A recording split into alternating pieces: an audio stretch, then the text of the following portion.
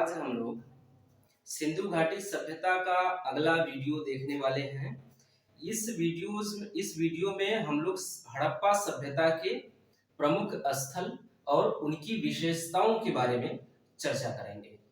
तो इस चर्चा में जो हम लोग स्रोत रखे हैं, जो हमारी सिंधु घाटी सभ्यता या इनके जो प्रमुख स्थल है, इस स्थल का जो अध्ययन हम लोग करेंगे, जो हमारा स्रोत है वो एक पुस्तक आती है महेश कुमार बर्णवाल की, संक्षिप्त इतिहास करके आती है, एनसीईआरटी सार है। ये स्रोत के रूप में हमने महेश कुमार बर्णवाल की पुस्तक को लिया है। और दूसरा जो हमने स्रोत लिया है वो दृष्टि कोचिंग का नोट्स है। दृष्टि कोचिंग का नोट्स और महेश कुमार बर्णवाल की ये पुस्तक इतिहास की, और उसके अलावा एक और जीएस की पुस्तक है, उसको हमने स्रोत के रूप में लिया है। तो ये जो पुस्तकें हैं, जो हमारा स्रोत है, हमारे सामने पड़े हुए हैं, और हम इन्हीं स्रोतों के आधार पे, इन्हीं स्रोतों के माध्यम से हम सिंधु घाटी सभ्यता के प्रमुख स्थल और उसकी विशेषताओं की चर्चा करेंगे। तो ये हमारे सामने जो पड़ी है ये है। इसके अलावा जो हमारा 3 स्रोत के अलावा हमारा अपना खुद का नोट्स है, उसको भी हमने स्रोत में रखा है इसके। तो शुरू करते हैं सिंधु घाटी सभ्यता के प्रमुख स्थल। और इसमें इस श्रृंखला में जो हमारा पहला स्थल है सिंधु घाटी सभ्यता का, वो सबसे महत्वपूर्ण स्थल है, वो है हड़प्पा।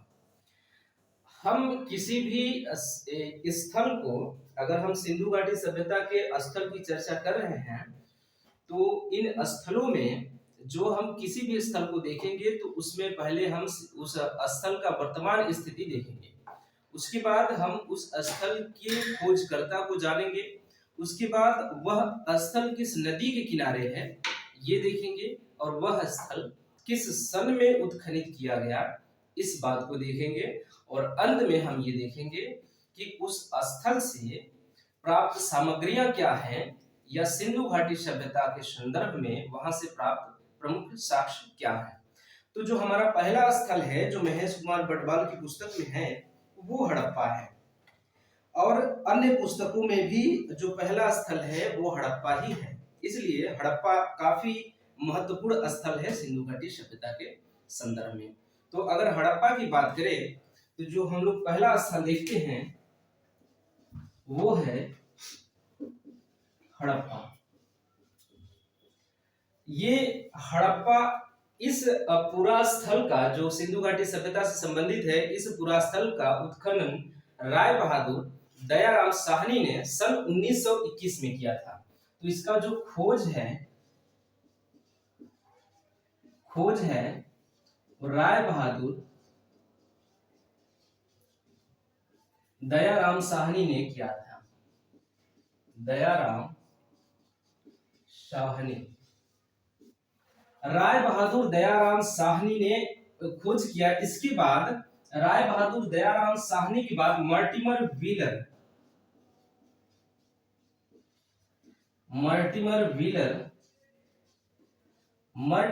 व्हीलर महोदय ने भी इस स्थान पे, हड़प्पा नामक पूरा स्थल पे विस्तार से उत्खनन कराया था, या इस हड़प्पा का अध्ययन करा था सिंधु घाटी सभ्यता के संदर्भ में। इसके बाद जो अगली खोजकर्ता आते हैं हड़प्पा नामक पूरा स्थल के संदर्भ में, वो है माधव स्वरूप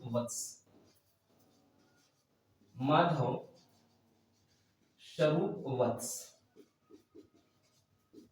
ये 3 उत्खनन करता है जो हड़प्पा नामक पूरा स्थल से संबंधित है। इसका जो खोज हुआ था हड़प्पा सभ्यता का, वो हुआ था 1921 में राय बहादुर दयाराम साहनी द्वारा। दयाराम साहनी ने 1921 में हड़प्पा नामक पूरा स्थल की खोज की, और ये जो हड़प्पा स्थल है वो रावी नदी के किनारे स्थित है। ये स्थल है, इसका जो प्रमुख नदी है वो है रावी नदी के किनारे स्थित है। और यहां से जो स्रोत प्राप्त हुए हैं उसके बारे में हम चर्चा करते हैं।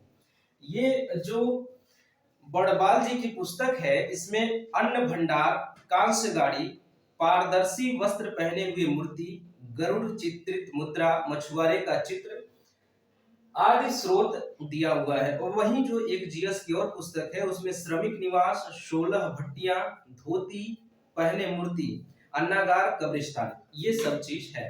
तो इसमें से जो महत्वपूर्ण है, जो प्रमुख वो है स्रोत है, वो अन्नागार है। अन्नागार कांस्य गाड़ी, अन्नागार कांस्य गाड़ी, कांसे की बनी गाड़ी, कांस्य गाड़ी, कांसे की बनी गाड़ी। यहां से जो स्रोत प्राप्त हुए हैं, हमने देखा कि ये स्रोत जो है अन्नागार है, कांसे की बनी गाड़ी है, वस्त्र पहने हुए एक मूर्ति है, और ये वस्त्र है पारदर्शी। ये ऐसा वस्त्र है जो इस पार से उस पार उसमें उसके माध्यम से देखा जा सकता है।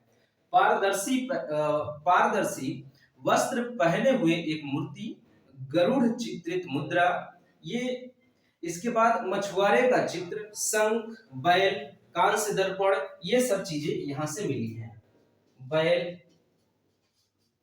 शंख, कांस्य दर्पण,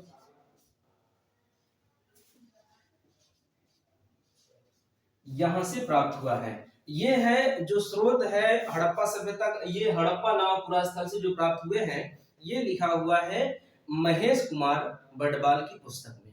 यहाँ पे मछुआरे का चित्र भी दिया हुआ है, और दूसरी पुस्तक जो है उसमें श्रमिक निवास, 16 भट्टियां और धोती पहने मूर्ति, ये धोती पहने मूर्ति ये दिया गया है जो महेश कुमार बडबाल की पुस्तक है उसमें भी दिया गया है। ये इंपॉर्टेंट है, धोती पहना हुआ मूर्ति।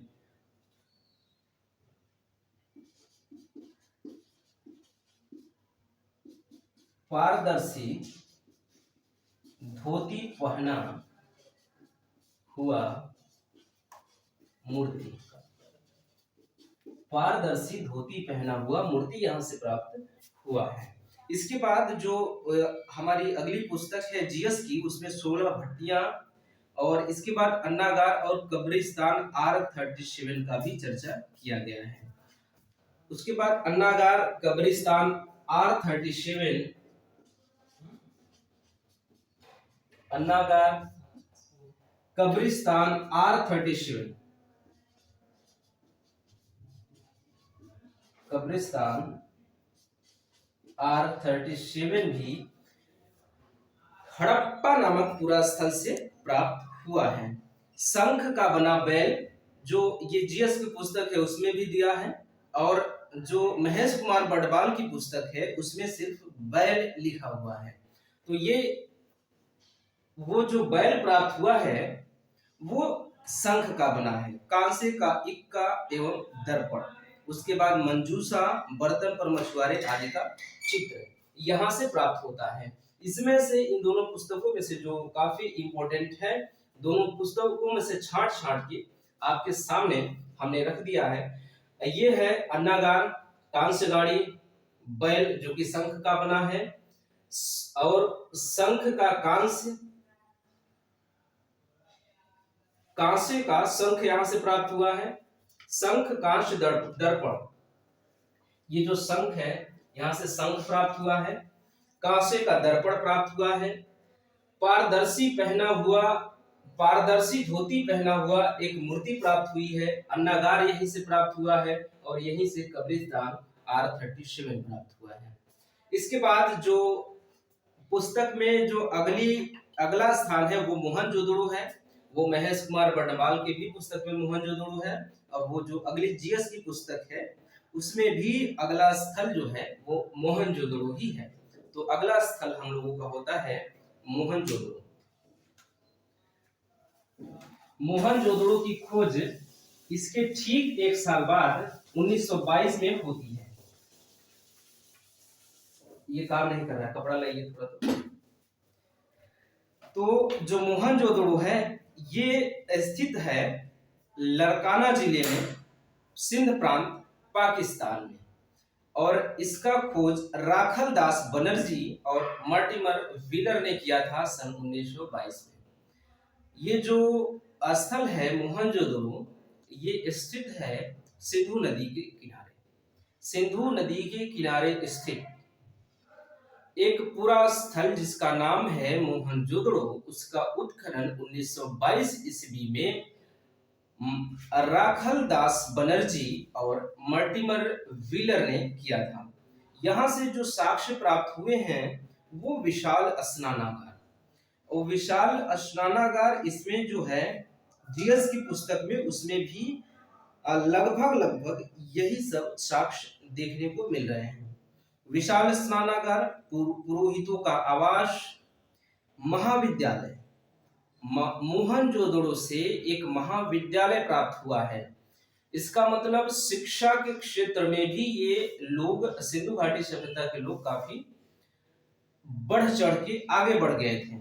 16 मकानों का बैरक, कांस्य से निर्मित नग्न महिला की मूर्ति, दाढ़ी वाले पुजारी की मूर्ति, चमकते हुए बंदर का चित्र, एक श्रृंगी पशुओं वाली मुद्राएं प्राप्त होती हैं। ये प्राप्त होती हैं मोहनजोदड़ो से। दीजिए जरा।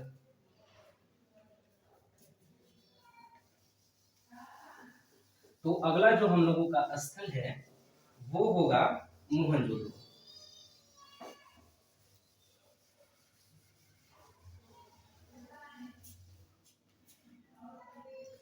मोहनजोदड़ो जो है दूसरा स्थल है हम लोगों का।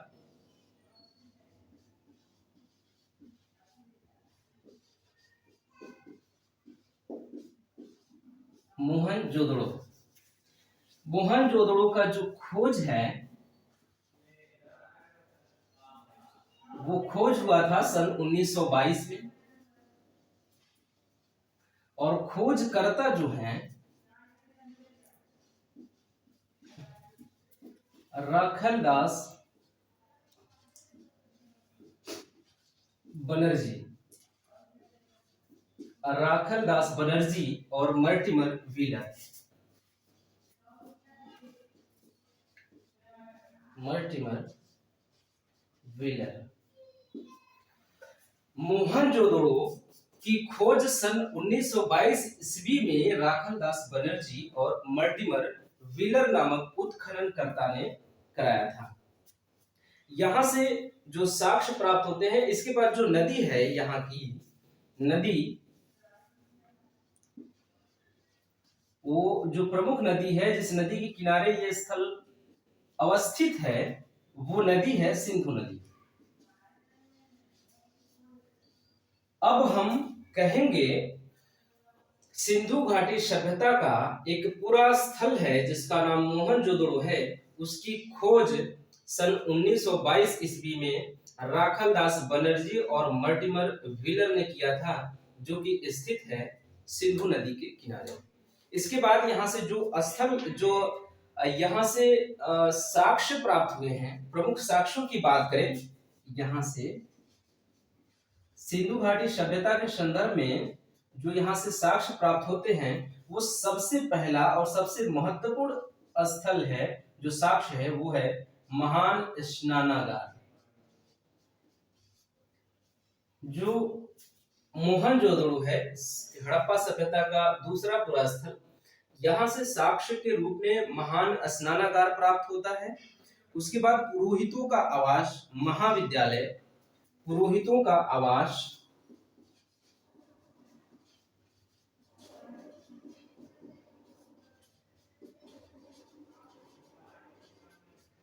यहां से महाविद्यालय भी प्राप्त होता है। महाविद्यालय, महाविद्यालय, पुरोहितों का आवास, महान स्नानागार के अलावा जो साक्ष्य यहाँ से प्राप्त होते हैं, नर्तकी की मूर्ति, उसके बाद सूती कपड़ा, शतरंज की गोलियां, जो इंपॉर्टेंट है वो शतरंज की गोलियां, शतरंज की गोलियां, सूती कपड़े, सूती कपड़े। जब हम सिंधु घाटी सभ्यता के संदर्भ में वहां के समाज के बारे में बात करेंगे, जब बात करते हैं तो वहां पे हम इस बात की भी चर्चा करते हैं कि उनके मनोरंजन में प्रयोग किए जाने वाले वो मनोरंजन के रूप में क्या क्या प्रयोग में लाते थे। तो यहाँ से जो मोहनजोदड़ो से शतरंज की गोलियां प्राप्त होती हैं, इससे यह सिद्ध होता है कि यहाँ के लोग मनोरंजन के लिए अपने मनोरंजन में शतरंज के खेल को भी शामिल किया करते रहे होंगे। इसके बाद जो अगला हमारा स्रोत है, दाढ़ी वाला साधु हाथी का कपाल। दाढ़ी वाला साधु, दाढ़ी वाला साधु हाथी का सिर।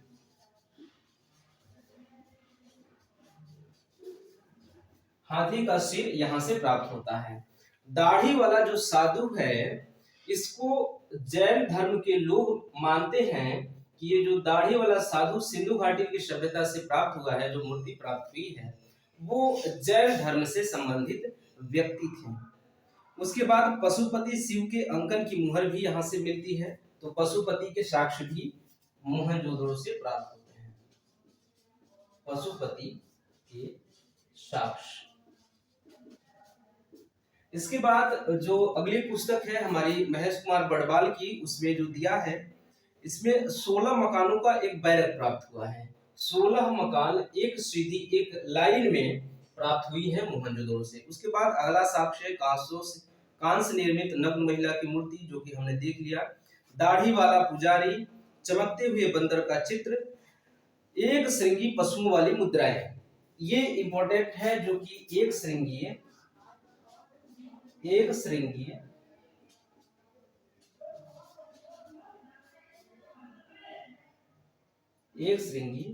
बैल के साक्ष्य हमें कहां से प्राप्त होते हैं? तो एक श्रृंगीय बैल के साक्ष्य हमें प्राप्त होते हैं मोहनजोदड़ो से। ये अगला स्थल रहा हम लोगों का मोहनजोदड़ो। हमने 2 स्थल देख लिया, हड़प्पा और मोहनजोदड़ो। इसके बाद जो अगला स्थल है हमारे जीएस की पुस्तक में सूतका गेंडोर है, और अगर वही महेश कुमार बड़वाल की पुस्तक देखें तो उसमें जो दिया है अगला स्थल, तीसरा स्थल के रूप में लोथल।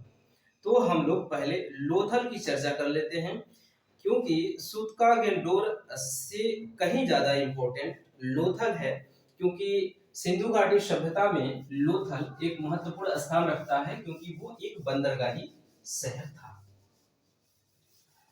तो अगला जो स्थल है वो लोथल के रूप में हम लोग देखेंगे।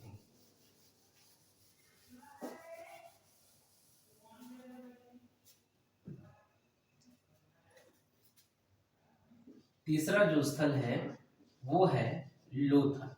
ये महेश कुमार बड़वाल की पुस्तक में अगला स्थल लोथल दिया हुआ है, और इसका जो खोज हुआ है, लोथल की खोज रंगनाथ राव ने 1957 ईस्वी में किया था। रंगनाथ राव ने 1957 ईस्वी में किया था, और खोजकर्ता कौन थे? रंगनाथ राव। रंगनाथ राव, और ये स्थित है भोगवा नदी के किनारे। भोगवा नदी के किनारे यह स्थल स्थित है, और ये जो गुजरात के अहमदाबाद में स्थित है। भोगवा नदी के किनारे गुजरात के अहमदाबाद में, गुजरात के अहमदाबाद में यह स्थल स्थित है। और यहां से जो साक्ष्य प्राप्त होते हैं, ये लोथल जो महेश कुमार के बुक में है वो गोदीवाड़ा। और अगला स्थल है, जो अगला साक्ष्य है वो वृत्ताकार तथा चौकोर अग्निवेदिकाएं, हाथीदांत, चावल। ये जो चावल है ये महत्वपूर्ण है। यहां से जो साक्ष्य प्राप्त होते हैं वो है चावल। चावल एक प्रमुख यहाँ का जो साक्ष्य है, प्रमुख साक्ष्य के रूप में प्रयोग होता है। चावल, 2 मुहे राक्षस का अंकन, फारस की जो 3 युग्मित मूर्तियां हैं, मृण मूर्ति यहां से प्राप्त हुई हैं। इसके बाद चालाक लोमड़ी का चिन्ह, ये महत्वपूर्ण है। चालाक लोमड़ी, चालाक लोमड़ी जो विष्णु शर्मा की एक लिखी हुई एक जो स्टोरी आती थी चालाक लोमड़ी, उसका साक्ष्य हमें सिंधु घाटी सभ्यता से लोथल नामक पूरा स्थल से प्राप्त होता है। पानी दीजिएगा थोड़ा, तो एक गिलास।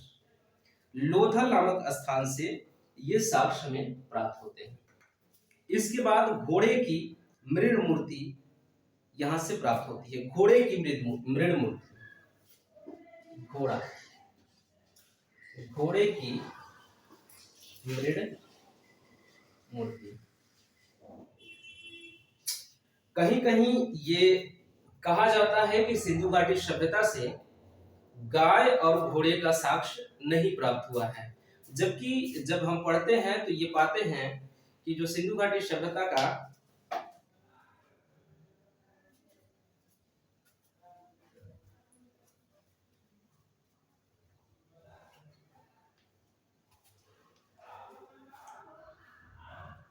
पूरा स्थल है लोथल, यहां से हमें घोड़े की मृण मूर्ति प्राप्त होती है। इसके बाद फारस की मुहर यहां से प्राप्त होती हैं। ये महत्वपूर्ण है, फारस की मुहरें भी यहां से प्राप्त होती हैं। तो सिंधु घाटी का कौन सा ऐसा स्थल है जहां से हमें फारस की मुहरें प्राप्त होती हैं, तो वो है लोथल। तो यहां से फारस की मुहरें, यहां से हमें देखने को मिलती है साक्ष्य के रूप में। उसके बाद हम ढूंढ लेते हैं जीएस वाली पुस्तक में लोथल कहाँ है। लोथल, हाँ, जीएस वाली पुस्तक में भी लोथल यहाँ पे दिया हुआ है। महेश कुमार बड़वाल की पुस्तक के अलावा जो पुस्तक है हमारे पास, इसमें जो अन्नागार, सोने के मनके का कारखाना, गोदीवाड़ा, यहां से गोदीवाड़ा, यहां से बंदरगाह। गोदीवाड़ा का अर्थ होता है बंदरगाह, गोदीवाड़ा अर्थात बंदरगाह। क्योंकि ये गुजरात में स्थित था और गुजरात तटीय प्रदेश है, तो तट के किनारे स्थित होने की वजह से ये काफी महत्वपूर्ण बंदरगाही शहर था सिंधु घाटी सभ्यता के संदर्भ में। तो यहाँ पे लोथल के अंतर्गत अन्नागार भी यहाँ से प्राप्त हुए हैं, जो कि महेश कुमार की पुस्तक में नहीं लिखा हुआ है। तो हम लोग ये दोनों पुस्तक लेने का हम लोगों का जो फायदा है, दो दो तीन तीन पुस्तक के साक्ष्य के रूप में, कि जो चीज एक पुस्तक में नहीं है या महेश कुमार बंडवाल की पुस्तक में नहीं है, वो हमारी अगली जीएस की पुस्तक में मिल जाती है, या उसमें नहीं मिलती है तो दृष्टि के नोट्स में मिल जाता है, उसमें नहीं मिलता है तो हमारे लिखित नोट्स में मिल जाता है। और अगर जीएस वाली पुस्तक में नहीं मिलता है तो महेश कुमार बंडवाल की पुस्तक में मिल जाता है। इस प्रकार से हम देखें तो हमारा कुछ भी चीज छूटने वाला है नहीं, जो कि महत्वपूर्ण हो सकता है। इसलिए हमने दो दो तीन तीन स्रोत रखे हैं अपने सामने। तो जो लोथल है, यहाँ से अन्नागार प्राप्त होते हैं, जो कि काफी महत्वपूर्ण है। सोने के मनके प्राप्त होते हैं, मनके का कारखाना प्राप्त होता है। अन्नागार, मनके बनाने के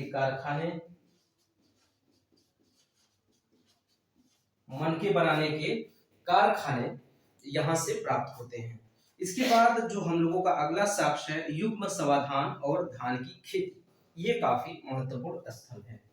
जो स्रोत है काफी महत्वपूर्ण है, धान की खेती,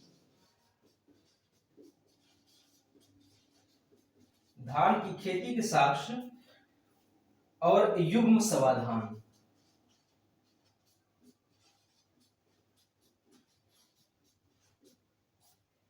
वही स्रोत किसी भी पुरा स्थल के, वो सभी स्रोत काफी महत्वपूर्ण हो जाते हैं, जो उस तत्कालीन समाज के संदर्भ में हमें राजनीतिक व्यवस्था की झलक देते हों, सामाजिक व्यवस्था की झलक देते हों, या आर्थिक व्यवस्था की झलक देते हों, या धार्मिक व्यवस्था की झलक देते हों।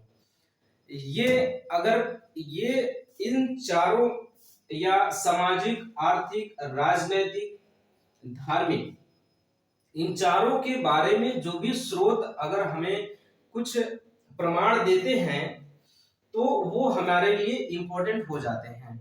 तो जो चावल है, अर्थशास्त्र वहां की आर्थिक व्यवस्था को दर्शाता है। चलाक लोमड़ी का जो चित्र प्राप्त हुआ है वहां से, वो हमें वहां के चित्रकला के बारे में दिखाता है। घोड़े की मृण मूर्तियां, हालांकि ये भी कला को दर्शाता है। फारस की मुहरे, ये हमें व्यापार वाणिज्य के बारे में बताता है। गोदीवाड़ा, ये भी हमें अर्थशास्त्र के बारे में बताता है वहां के। अन्नागार, वहां के जो अर्थशास्त्र है, खेती बाड़ी है, वहां की खेती बाड़ी के बारे में हमें साक्ष्य प्रदान करता है। मन की, वहां के व्यापार वाणिज्य, मन के कारखाने, धान की खेती, युग में समाधान जो धर्म को परिलक्षित करता है। तो ये चीजें काफी इंपॉर्टेंट होती है, उन्हीं चीजों को हम देखेंगे। और बाकी हम लोगों को कुछ छूटने वाला है नहीं, क्योंकि हम लोगों के पास स्रोत जो है वो काफी महत्वपूर्ण है। दृष्टि है, महेश कुमार है, और जीएस की पुस्तक है, ये सब है। तो ये हो गया लोथल। लोथल के बाद जो हमारा अगला स्थल है, पूरा स्थल है, वो चन्हुदड़ो है। चन्हुदड़ो की खोज अर्नेस्ट मैके और एनजी मजुमदार ने 1931 में किया था। तो अगला स्थल है जो हम लोगों का, वो है चन्हुदड़ो।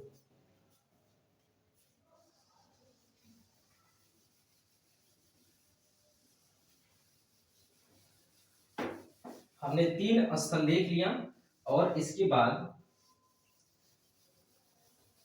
चौथा स्थल हम लोग देखेंगे, वो है चन्हुदड़ो।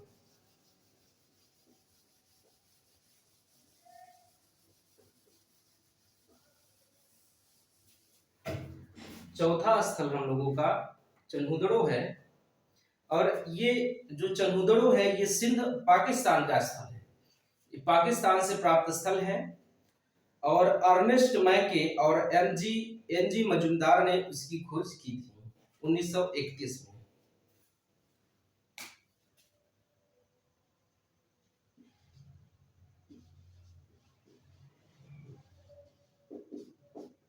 चन्हुदड़ो की खोज 1931 में किया गया था।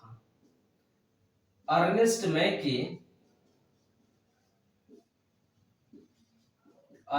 मैके और मजुमदार द्वारा।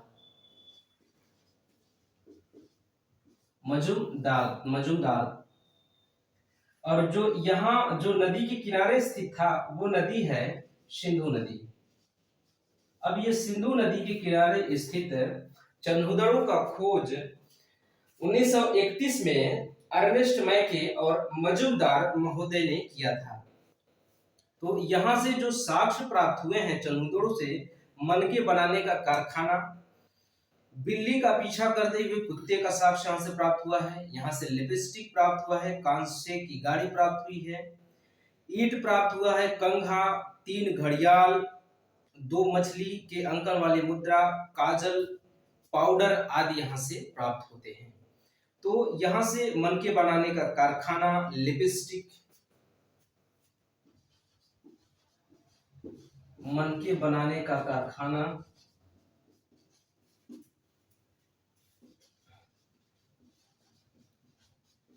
लिपस्टिक,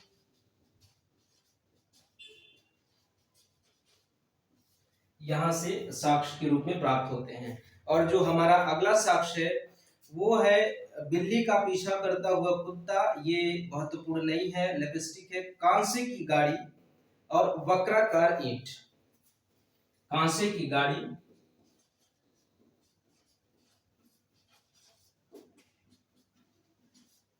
वक्राकार ईंट,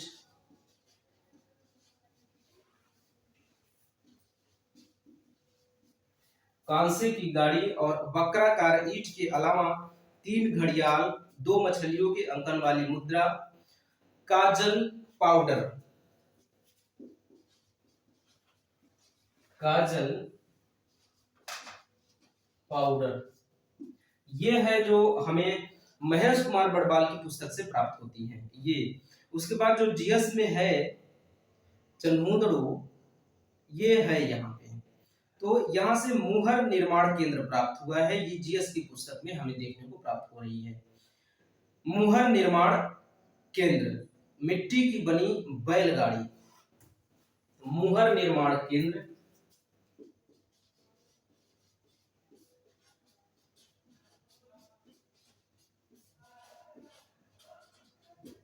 मिट्टी की बनी बैलगाड़ी,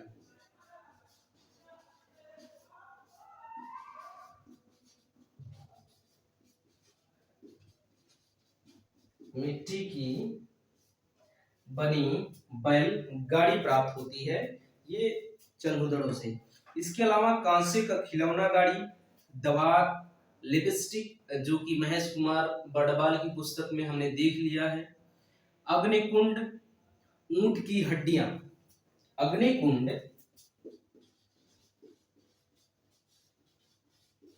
अग्निकुंड, अग्निकुंड के अलावा जो अगला साक्ष्य है हमारा, ऊंट की हड्डियां, कच्ची एवं अलंकृत ईंट,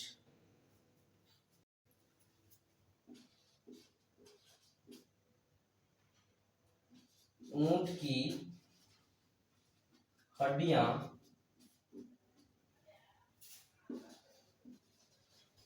कच्ची व अलंकृत ईंट यहां से प्राप्त होती हैं साक्ष्य के रूप में। उसके बाद इसमें जो साक्ष्य के रूप में दिया है चंदूदड़ों में मदके बनाने का कारखाना हमने देख लिया। इसके बाद चंदूदड़ों से जो प्राप्त साक्ष्य है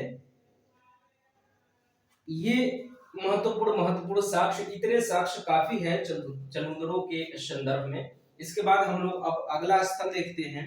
तो अगला स्थल जो हम लोगों का है महेश कुमार बड़बाल की पुस्तक में वो है कालीबंगा। कालीबंगा के बाद जो अगला स्थल है वो कोटदीजी है। तो कालीबंगा की बात करते हैं पांचवें स्थल के रूप में। पांचवा स्थल जो हम लोगों का है वो है कालीबंगा।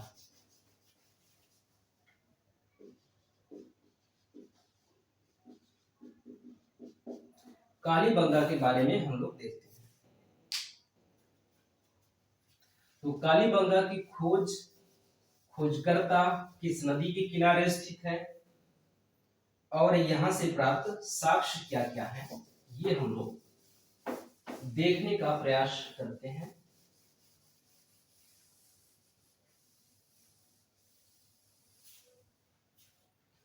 तो ये जो कालीबंगा है इसकी खोज अमलानंद घोष ने किया था।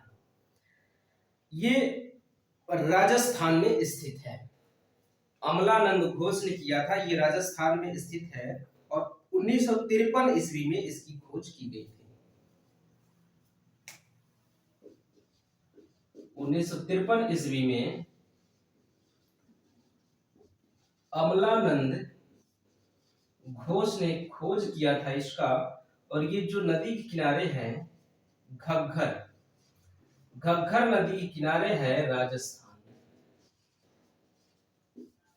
राजस्थान में घग्गर नदी के किनारे यह स्थल स्थित है। और यहां से जो साक्ष्य प्राप्त हुए हैं वो जो काफी महत्वपूर्ण साक्ष्य हैं कालीबंगा के, ये हल द्वारा जुते हुए खेत के साक्ष्य यहां से प्राप्त होते हैं। उसके बाद बेलनाकार मुहरे, पक्की मिट्टी का हल और हल द्वारा जुते हुए खेत, यहां से जुते हुए खेत के साक्ष्य प्राप्त होते हैं। जुते हुए खेत, मिट्टी का बना हल,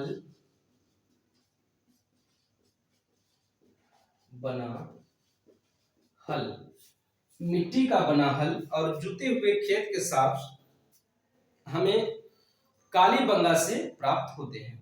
इसके बाद भूकंप के साक्ष्य अग्निकुंड और भूकंप के साक्ष्य हमें प्राप्त होते हैं।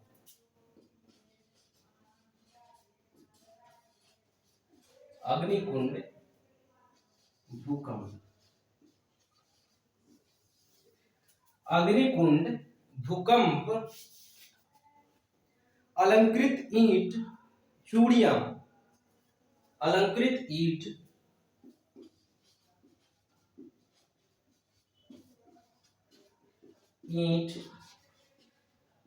चूड़ियां यहां से प्राप्त होती हैं। इसके बाद फसल बोने के साक्ष्य, लकड़ी की नाली, फसल बोने के साक्ष्य प्राप्त हुए हैं। फसल बोने के साक्ष्य। लकड़ी की नाली,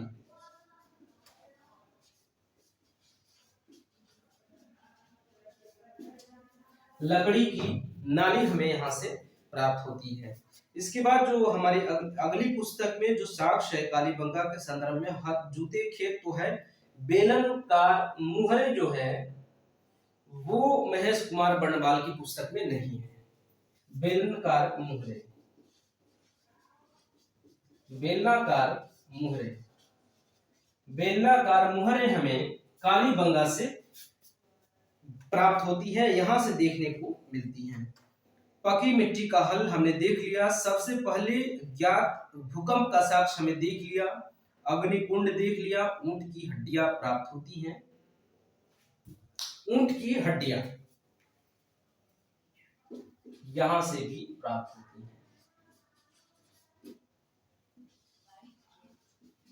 इस प्रकार हम लोगों का कोई भी साक्ष्य छूटेगा नहीं, क्योंकि हमारे पास तीन पुस्तकें और एक हस्तलिखित नोट उपलब्ध है। तो ये हो गया हमारा स्थल। इसके बाद जो अगला स्थल है हम लोगों का पुस्तक में इसमें जो दिया है वो है राखी गढ़ी। राखी गढ़ी के बारे में अब हम लोग चर्चा करते हैं, जो कि काफी महत्वपूर्ण स्थल है। राखी गढ़ी ये इसमें राखी गढ़ी दोनों पुस्तकों में हमें देखने को मिल रहा है। राखी गढ़ी की चर्चा करते हैं। राखी गढ़ी सिंधु घाटी सभ्यता का एक महत्वपूर्ण पुरा स्थल है। ये हरियाणा में स्थित है, हिसार जिले में, और इसकी जो उत्खनन करता है ये सूरज भान है। सूरज भान ने 1969 में इसका उत्खनन करवाया था, जो कि घग्गर नदी के किनारे स्थित है। तो राखी गढ़ी के बारे में हम लोग चर्चा कर लेते हैं।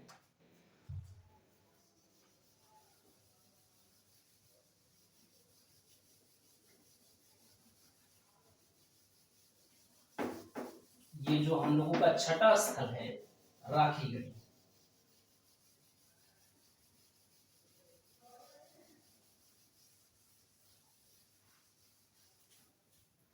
छठवां स्थल के रूप में हम लोग राखी गढ़ी को देखते हैं। खोज इसका हुआ था 1969 में, और जिस नदी के किनारे है वो नदी है घग्गर, हरियाणा का हिसार जिला। और इसकी जो खोज करता है वो है सूरज भान। कोई इसको भिगो कर लाएंगे क्या? सूरज भान इसकी खोज करता है। सूरज भान, उसका पानी निचोड़ दीजिएगा। सूरज भान 1969 में राखी गढ़ी का खोज करते हैं, और ये घग्गर नदी के किनारे स्थित है, जो कि हिसार जिले में हरियाणा में स्थित है। यहाँ से जो प्रमुख साक्ष्य है वो तांबे के उपकरण, हड़प्पा लिपि युक्त मुद्रा प्राप्त हुई है। हड़प्पा लिपि युक्त मुद्रा, हड़प्पा लिपि युक्त मुद्रा और तांबे के उपकरण।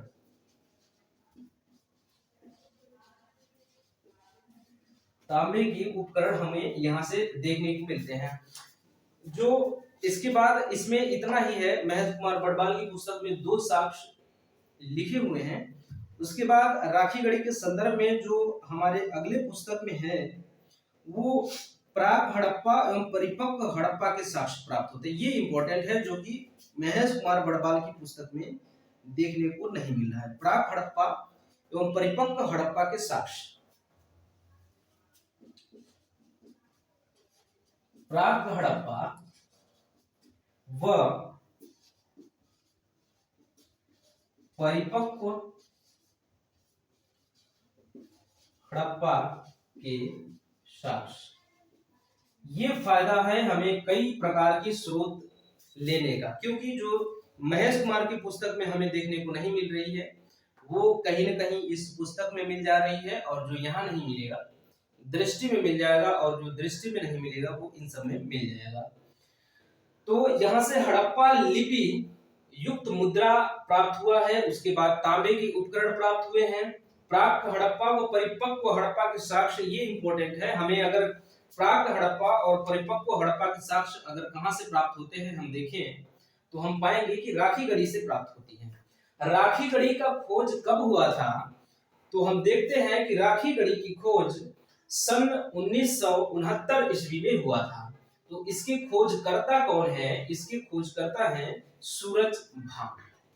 इसके बाद जो हमारी पुस्तक में है राखी गढ़ी के साक्ष्य के संदर्भ में परिपक्व हड़प्पा के साक्ष्य प्राप्त होते हैं।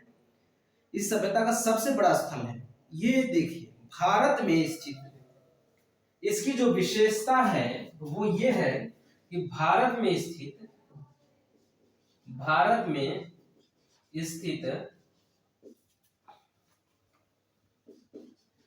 सबसे बड़ा हड़प्पाई पुरास्थल है। इसके संदर्भ में ये देखें हम, जो भारत में जितने भी स्थल स्थित है उन सभी स्थलों में सबसे बड़ा पुरास्थल जो ज्ञात पुरास्थल है उनमें से सबसे बड़ा पुरास्थल भारत के संदर्भ में राखी गढ़ी है। तो ये यहाँ पे देखने को मिलता है। भारत में स्थित इस सभ्यता का सबसे बड़ा स्थल चबूतरे पर बनी अग्नि वेदिकाएं यहाँ से प्राप्त होती हैं। चबूतरे पर बनी अग्नि वेदिकाएं,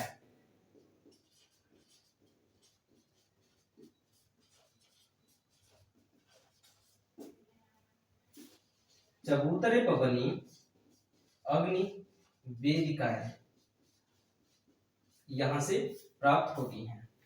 तो यहां से हमने साक्ष्य के रूप में देखा कि हड़प्पा लिपि युक्त यहां से मुद्रा प्राप्त हुई है। ऐसी मुद्रा प्राप्त हुई है जिसपे हड़प्पा की लिपि का साक्ष्य प्राप्त होता है। तांबे के उपकरण प्राप्त हुए हैं, यहां से प्राक हड़प्पा व परिपक्व हड़प्पा के भी साक्ष्य यहां से देखने को मिलते हैं। इसके बाद चबूतरे पर बनी अग्नि वेदिकाएं। इसके बाद हमने जो देखा कि राखी गढ़ी के संदर्भ में जो एक महत्वपूर्ण तथ्य ये है कि ये जितने भी स्थल भारत में प्राप्त हुए हैं सिंधु घाटी सभ्यता के संदर्भ में, उनमें से सबसे बड़ा पुरास्थल राखी गढ़ी है, जिसका खोज सूरज भान ने किया था 1969 में। ये स्थित है घग्गर नदी के किनारे हरियाणा में हिसार जिले में। इसके बाद अगला जो पुरास्थल है महेश कुमार में ये देखने को मिल रहा है कोट दीजी, और अगली पुस्तक में कोट दीजी है। तो हम लोग कोट दीजी के बारे में देख लेते हैं। अगला जो पुरास्थल है वो कोट दीजी।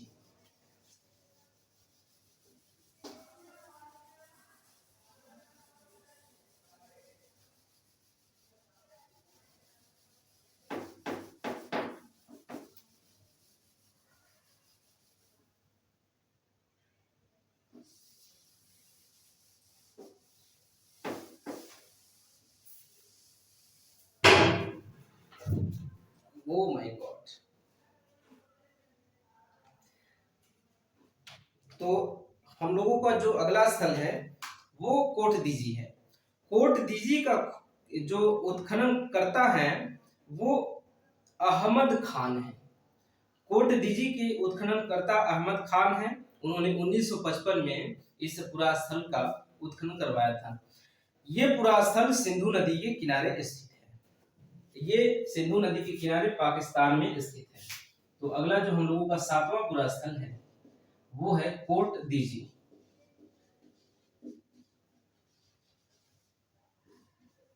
कोट दीजी, कोट दीजी का जो खोज हुआ था वो पहली बार 1935 में फजल महोदय ने, धुर्ये एवं फजल, और जो कोट दीजी इसमें है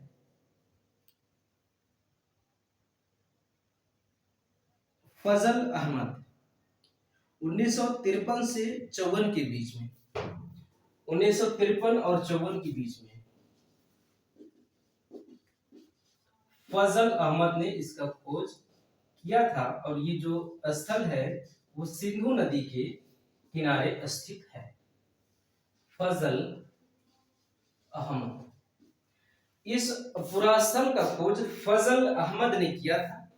और यहां से जो हमें साक्ष्य मिले हैं ये किलेबंदी का साक्ष्य नहीं। अच्छा, कच्चे ईंटों के मकान व चूल्हे, कच्चे ईंटों के मकान,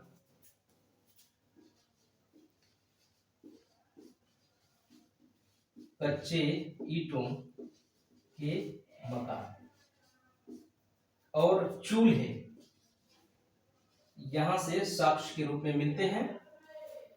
और ये जो एक यहाँ का जो महत्वपूर्ण विशेषता है, जब हम नगर नियोजन देखेंगे तो हम देखेंगे कि नगर नियोजन में प्रत्येक नगर आमतौर पे दो भागों में बटे होते थे, एक पूर्वी टीला और पश्चिमी टीला। उसके बाद ये दोनों टीले जो हैं वो एक रक्षा प्राचीर से घिरे होते थे, दुर्गीकृत किए गए होते थे।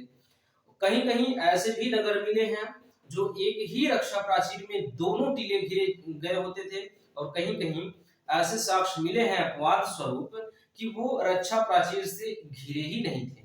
उनमें से कोटदीजी एक ऐसा स्थल है जो किलेबंदी का साक्ष्य यहाँ से नहीं मिलता है। ये किलेबंदी का साक्ष्य, किलेबंदी का साक्ष्य यहां से हमें नहीं प्राप्त होता है। ये यहाँ की एक विशेषता है। जब हम लोग नगर नियोजन पढ़ना स्टार्ट करेंगे इसके अगले वाले वीडियो में, तो हम उसको जो किलेबंदी का साक्ष्य नहीं प्राप्त हुआ है वहां पे उसको हम डिटेल में देख लेंगे। इसके बाद जो कोटदीजी है, इस पुस्तक में कोटदीजी के संदर्भ में पत्थर की नींव वाले घर, पत्ती के आकार का बाड़ाग्र, यहां से बड़ाग्र मिला है। बाड़ाग्र,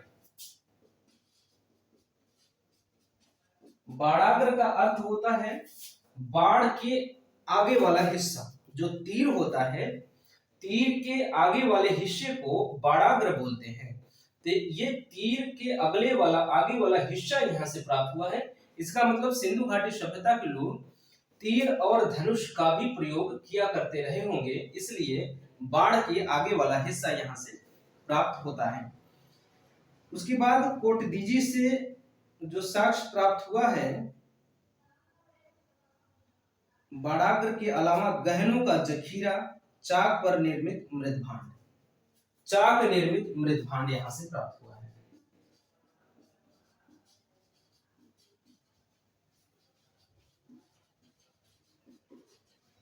और गहनों का जखीरा,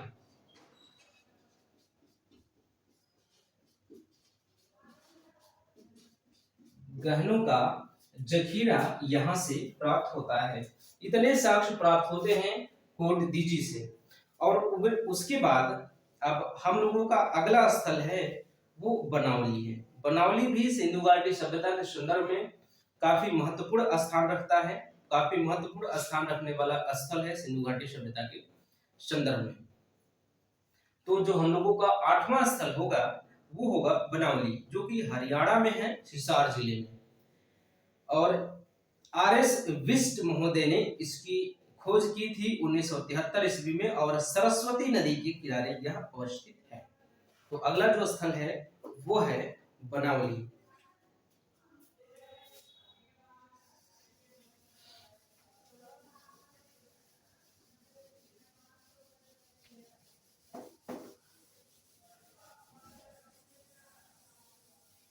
बनावली के बारे में हम लोग देख लेते हैं कि यहाँ की विशेषताएं क्या है, यहाँ से हमें साक्ष्य प्राप्त किस प्रकार से होते हैं। बनावली,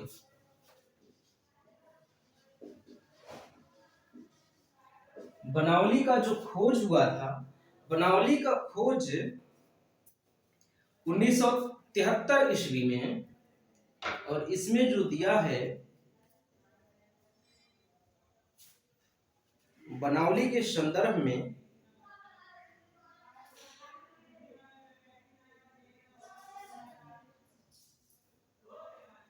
1973 ईस्वी में आर.एस. बिष्ट ने किया था।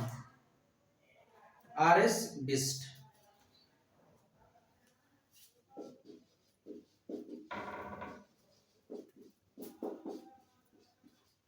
RS बिष्ट महोदय ने किया था। ये स्थित है सरस्वती नदी के किनारे। सरस्वती नदी के किनारे स्थित है, हरियाणा में। सरस्वती नदी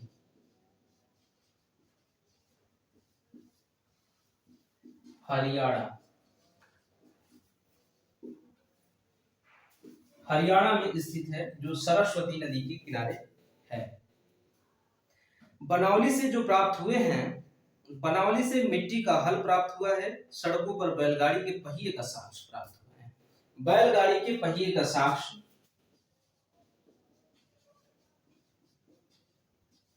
बैलगाड़ी के पहिए का साक्ष ये कहां से, वहां की सड़कों से प्राप्त हुआ है। वहां की सड़कों से बैलगाड़ी के पहिए का साक्ष्य प्राप्त होता है। इसके अलावा यहां से मिट्टी का बना हल, खिलौना प्राप्त हुआ है। मिट्टी का बना हल यहां से प्राप्त होता है। इसके बाद जो हमारी अगली पुस्तक में है, बनौली के संदर्भ में,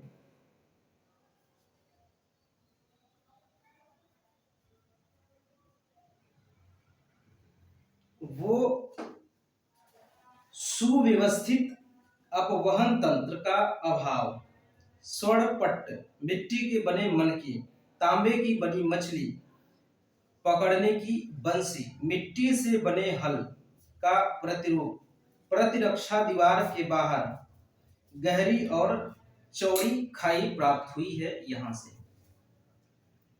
तो इसमें जो इंपॉर्टेंट है, मिट्टी के मनके, तांबे की बनी मछली पकड़ने की बंसी, मिट्टी के खिलौने,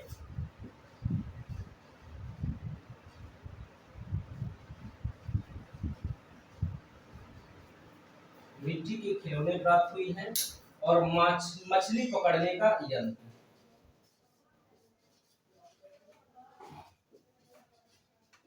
यंत्र ये बना है तांबे से,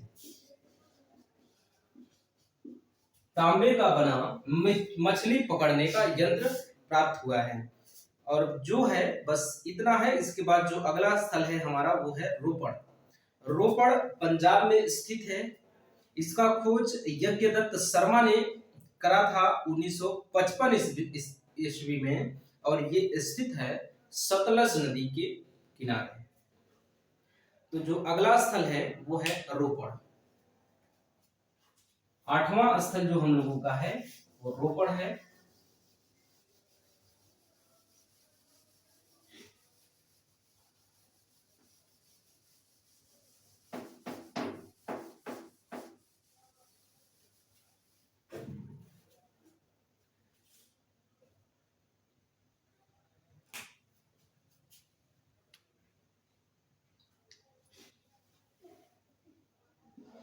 रोपड़, इसकी खोज जो ही हुई थी वो 1955 में इसका खोज हुआ था। यज्ञ दत्त शर्मा ने रोपड़ नामक स्थल की खोज की थी। यज्ञ दत्त शर्मा,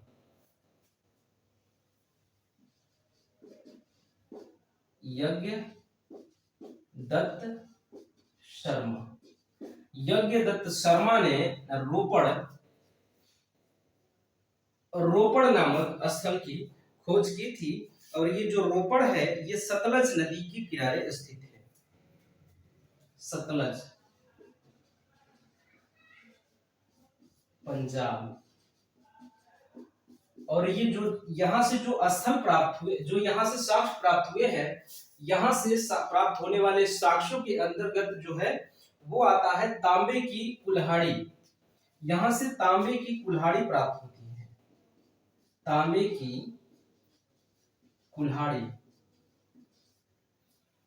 रोपड़ से तांबे की कुल्हाड़ी के अलावा मानव के साथ कुत्ते दफनाने के साक्ष्य यहां से प्राप्त होते हैं। मानव के साथ कुत्ते को दफनाए जाने के साक्ष्य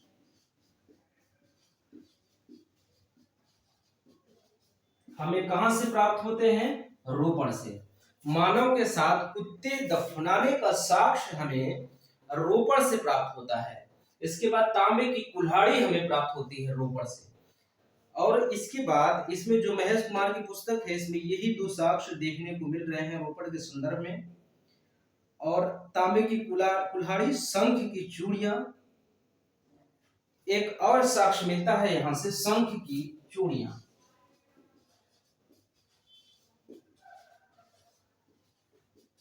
शंख की चूड़ियां, तांबे की कुल्हाड़ी, मानव के साथ कुत्ते दफनाए जाने के साक्ष्य, और शंख की चूड़ियां साक्ष्य के रूप में हमें रोपण से प्राप्त होती हैं।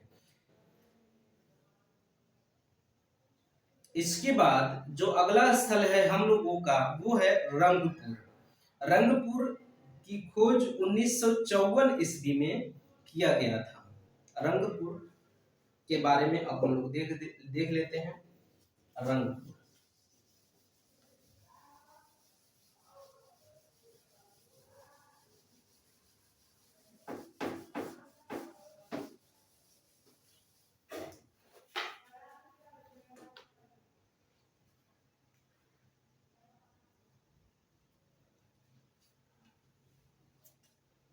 रंगपुर, रंगपुर का खोज 1954 ईस्वी में किया गया था और आर.एस. शर्मा महोदय ने इस स्थल की खोज करी थी।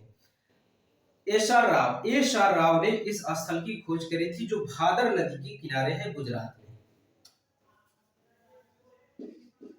एस आर राव, नदी जो है ये भादर है, ये है गुजरात में।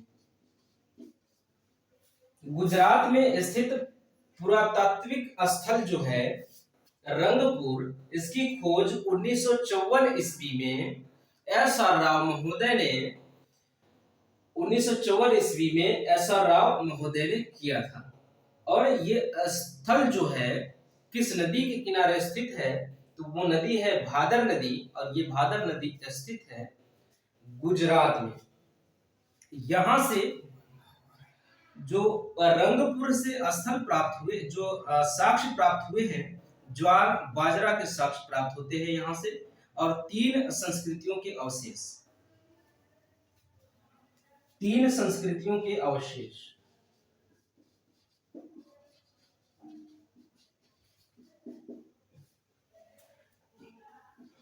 तीन संस्कृतियों के अवशेष, ज्वार बाजरा यहां से प्राप्त होता है साक्ष्य के रूप में। उसके बाद कच्ची ईंट के दुर्ग और धान की भूसी,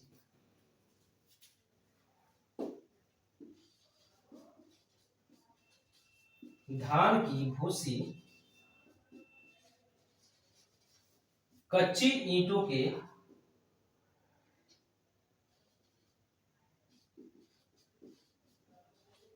दुर्ग यहां से प्राप्त होते हैं। रंगपुर से हमें क्या प्राप्त होता है? तीन संस्कृतियों के अवशेष प्राप्त होते हैं हमें रंगपुर से। उसके बाद उसके अलावा हमें ज्वार प्राप्त होता है, बाजरा प्राप्त होता है, धान की भूसी, कच्ची ईंटों के हमें यहाँ से दुर्ग प्राप्त होते हैं रंगपुर से। इसकी खोज कब हुआ था? तो इस स्थल की खोज हुई थी 1954 ईस्वी में। और इसके खोजकर्ता कौन है? तो इसके खोजकर्ता एस आर राव महोदय जी हैं। और ये किस नदी के किनारे स्थित है? तो ये पूरा स्थल भादर नदी के किनारे स्थित है। और ये नदी कहां पर है? और ये नदी है गुजरात में। रंगपुर के बाद जो हमारा अगला स्थल है वो आलमगीरपुर है, जो मेरठ में स्थित है उत्तर प्रदेश में। इसकी खोज यज्ञ दत्त शर्मा ने 1958 में किया था और ये स्थित है हिंडन नदी के किनारे। तो अगला स्थल जो है वो है आलमगीरपुर। आलमगीरपुर,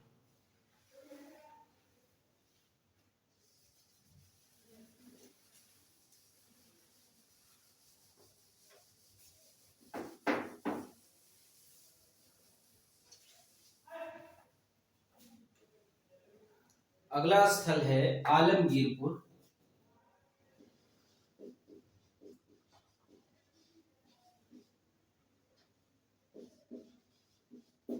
इसकी खोज सन 1928 ईस्वी में 58 ईस्वी में यज्ञदत्त शर्मा ने किया था। यज्ञदत्त शर्मा ने किया था और ये है हिंडन नदी के किनारे, और ये हिंडन नदी है उत्तर प्रदेश। उत्तर प्रदेश में हिंडन नदी के किनारे स्थित है आलमगीरपुर, और इसकी खोज 1958 ईस्वी में यज्ञदत्त शर्मा ने किया है। यहां से मृदभांडों पर रंगीन चित्रकारी देखने को मिलता है।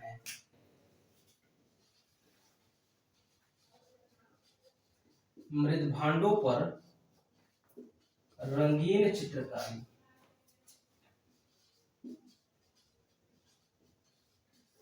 यहां से मृदभांडों पर रंगीन चित्रकारी के साक्ष्य मिलते हैं। ये है महेश कुमार की पुस्तक में बस एक साक्ष्य देखने को मिलता है, मृदभांडों पर रंगीन चित्रकारी। आलमगीरपुर के संदर्भ में जो अगली पुस्तक में है, रोटी बेलने की चौकी यहां से प्राप्त। अब जो हम लोगों का अगला स्थल है, जो है महेश कुमार बड़बाल की पुस्तक में जो अगला स्थल है वो है रंगपुर। रंगपुर को अगर हम लोग देखें तो इसका उत्खनन हुआ था, वो हुआ था रंगपुर का उत्खनन 1954 ईस्वी में हुआ था, ऐसा राव महोदय द्वारा। 1954 ईस्वी में एस.आर. राव महोदय ने इसका खोज किया था। एस.आर. राव। रंगपुर का उत्खनन 1954 ईस्वी में एस.आर.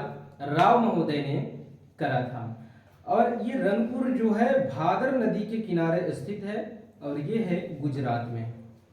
नदी कौन सी है? भादर नदी है। और जगह कौन सा है, राज्य कौन सा है? गुजरात। गुजरात में एक नदी है भादर, और उस नदी के किनारे स्थित है रंगपुर, और यह रंगपुर का उत्खनन 1954 ईस्वी में एस.आर. राव महोदय द्वारा किया गया था। यहाँ से जो साक्ष्य प्राप्त होते हैं, ज्वार बाजरा और 3 संस्कृतियों के साक्ष्य प्राप्त होते हैं, 3 संस्कृतियों के अवशेष।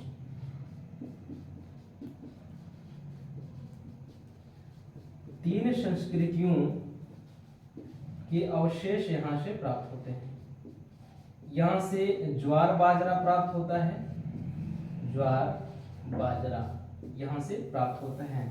3 संस्कृतियों के अवशेष, ज्वार बाजरा, नालियां, कच्ची ईंट के दुर्ग। नालियां,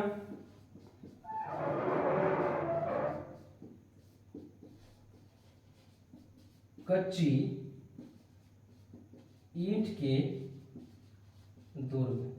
कच्ची ईंट के दुर्ग यहां से हमें प्राप्त होते हैं रंगपुर से।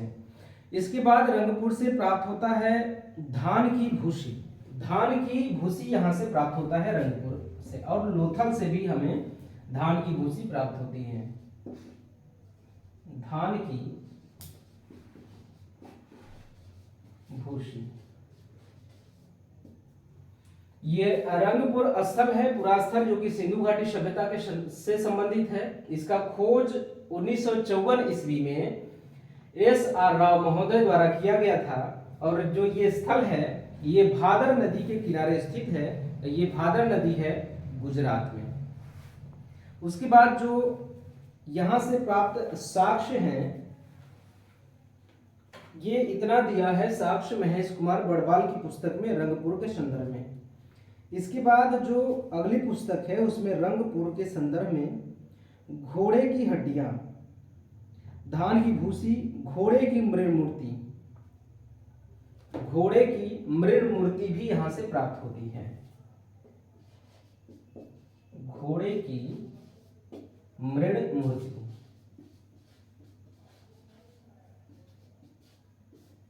घोड़े की मृण मूर्ति यहां से प्राप्त होती है। मिट्टी की बनी घोड़े की मूर्ति रंगपुर से हमें प्राप्त होती है। ये सब यहाँ से प्राप्त, रंगपुर से प्राप्त प्रमुख साक्ष्य है। इसके बाद जो अगला स्थल है वो आलमगीरपुर है। रंगपुर के बाद जो अगला स्थल है आलमगीरपुर है, जो कि मेरठ में स्थित है, उत्तर प्रदेश में। आलमगीरपुर,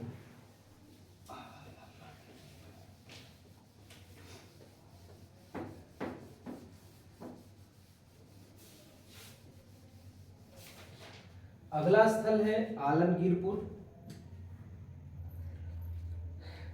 आलमगीरपुर जब हम लोग पढ़े हैं, सिंधु घाटी सभ्यता का विस्तार जब हम लोग पढ़ते हैं तो उत्तर, दक्षिण, पूरब और पश्चिम क्षेत्र के बारे में चर्चा करते हैं। तो जो सबसे उत्तरी स्थल हम देखते हैं वो मांडा होता है, सबसे दक्षिणी स्थल होता है वो दैमाबाद होता है, सबसे पूर्वी स्थल उत्तर प्रदेश में आलमगीरपुर, और सबसे पश्चिमी स्थल जो पाकिस्तान के बलूचिस्तान में सूत का गेंडोर हम देखते हैं। तो यही बाकी सब स्थल, 4 स्थल और हैं। तो इन स्थलों को आप देख लीजिएगा, और जो महत्वपूर्ण स्थल है वो अगली पुस्तक में, तो वो भी काफी महत्वपूर्ण हमें देखने को नहीं मिल रही हैं। तो जैसे कि संघोल है, पंजाब में एक स्थल है संघोल, भारत के पंजाब में संघोल है। यहाँ तांबे की 2 छेनियां प्राप्त हुई हैं और वृत्ताकार अग्निकुंड प्राप्त होते हैं। यह स्थल है, ये ज्यादा महत्वपूर्ण नहीं है। उसके बाद कुड़ाल है, सरस्वती नदी के किनारे, यहाँ से चांदी के 2 मुकुट प्राप्त होते हैं, जो कुड़ाल है। इसके बाद सिर्फ स्थल है, इन स्थलों के संदर्भ में इनका खोज किसने किया था ये महत्वपूर्ण नहीं होता है। तो कुड़ाल है एक स्थल, कुड़ाल यहां से प्राप्त हुआ है। कुड़ाल से हमें प्राप्त होता है चांदी के मुकुट, चांदी के मुकुट प्राप्त होता है कुड़ाल से, चांदी के मुकुट, यहां से चांदी के मुकुट प्राप्त होते हैं। इसके बाद जो स्थल है बालाकोट है, बालाकोट से पूर्व हड़प्पा के अवशेष प्राप्त होते हैं, बालाकोट से पूर्व हड़प्पा के अवशेष प्राप्त होते हैं। और बालाकोट से ही भवन निर्माण के लिए कच्ची ईंटों का प्रयोग हुआ है, सीप की कार्यशाला प्राप्त होती है हमें बालाकोट से ही। तो ये प्रमुख स्थल हैं जो सिंधु घाटी सभ्यता के संदर्भ में महत्वपूर्ण है। काफी जो बेहद महत्वपूर्ण स्थल थे वो हमने स्थलों को देख लिया, उनकी खोजकर्ता कौन है, उत्खननकर्ता कौन है और कब उसकी खोज हुई थी, ये सब बातों का चर्चा हमने कर लिया। इसके बाद हमने वहां से प्राप्त प्रमुख साक्ष्यों की भी चर्चा कर ली, और किस नदी के किनारे अवस्थित है वो स्थल, इस बारे में भी हमने चर्चा कर लिया। वो जो स्थल हमने चर्चा किया वो बेहद ही महत्वपूर्ण स्थल थे सिंधु घाटी सभ्यता के संदर्भ में। और बाकी जब जो सब स्थल हैं आप देख लीजिएगा, पुस्तकों में मिल जाएंगी, और वो काफी महत्वपूर्ण नहीं है और उनसे सवाल भी नहीं पूछे जाते हैं। वो जो बचा खुचा स्थल है वो बालाकोट है, अल्लाह दिनो है, कुड़ाल है, और भगवानपुरा है, संघोल, मिताथल और कुंतासी, ये सब स्थल है जो कि इसमें जीएस वाली पुस्तक में दिया गया है। और जो महेश कुमार बड़बाल की पुस्तक में जितने भी स्थल हैं उन सभी स्थलों को हमने देख लिया। उनमें से भी जो बचा है वो 4 स्थल है, वो मांडा है, सुतका गेंडोर है, ये सब स्थल है। ये भी हम लोग जब सिंधु घाटी सभ्यता का विस्तार पढ़ते हैं तो पूर्वी, पश्चिमी, उत्तरी और दक्षिणी स्थल के रूप में हम इनको देख लेते हैं कि किस नदी के किनारे स्थित है, कहाँ पर है और किसने इसका उत्खनन कराया था। तो ये हो गया सिंधु घाटी सभ्यता के प्रमुख पुरास्थल और उसकी विशेषताएं और उसको किसने उत्खनित करवाया और कब करवाया और कहाँ स्थित है, ये सब चीजें हो गई। अब अगले क्लास में हम लोग सिंधु घाटी सभ्यता के नगर नियोजन की बात करने के बाद उसके अगले क्लास में हम लोग सिंधु घाटी सभ्यता के पतन के बारे में चर्चा करते हुए उसके अगले क्लास में हम लोग सिंधु घाटी सभ्यता की देन के बारे में चर्चा करते हुए सिंधु घाटी सभ्यता का समापन करेंगे। उसके बाद हम लोग स्टार्ट करेंगे वैदिक सभ्यता।